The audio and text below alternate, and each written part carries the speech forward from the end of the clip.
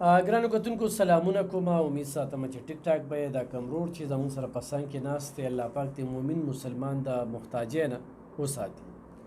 د سره یو سټام دی او هغه سټام باندې روڼ چې کوم دی هغه بې دخل کړی دی. بل د کور دا کومه ویډیو چې موږ وکتله، نو په دغه ویډیو کې هم د دغه کور حالاتزار چې کوم دی نو د هغې پته لګي چې ډېر بد حال دی.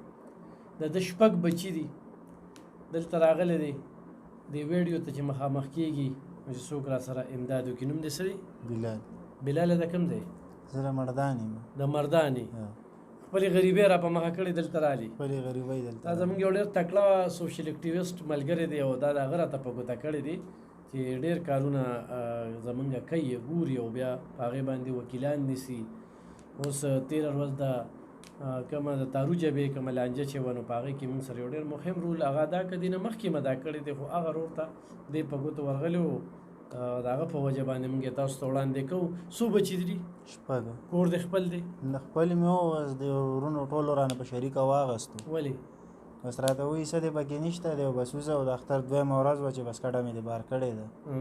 بس لاړم هلته کې دغه ویډیو داسې تاسو ته به زه هم کتل ورته به هم ښیم او هر څه یې رانه واغسته. بس راته وایي وروره دغه یې ښځه او دغه یې بچي دي په زه وځه. اوس چېرته اوسئ؟ زه اوس داسې سخر کره پروت یم او سخر کره خو زه نه ځم. ولې چې پښتون سړی چې واده وکړي هغه سخر د کور نه ښځه وړي یې نه. او زه خپله ذاتي چې کوم دی پلار سره په دې خبرو ورانه یم چې بی پلاره ته موږ ستا په کار راځو، پردي ستا په کار نه راځي. زه یې راویستم او پردي یې راته کور کې دیره کړل او زما بچي اختر په 2مه ورځ باندې موږ بار پلار به تا خفه کړي که نه؟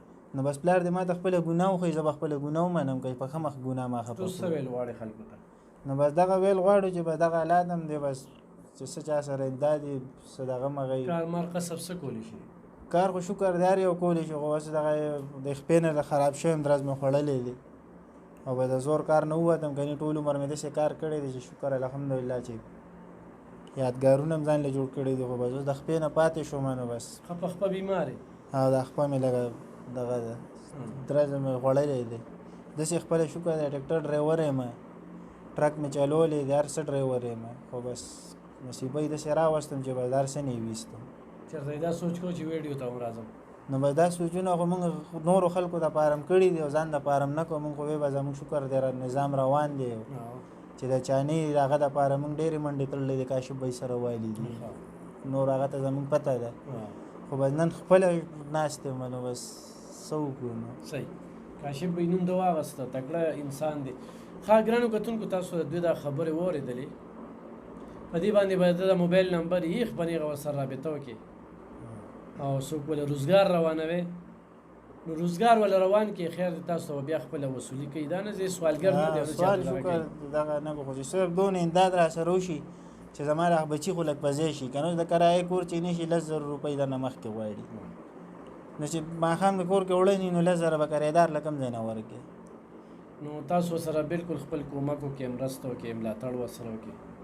دا سړی په ځای کې چې د خپلو بچو دپاره دی د کار جوګه شي، روزګار یې وي او بس ګټه وټه وي، ژوند به یې ښه وي، نو یې به نیغه ورسره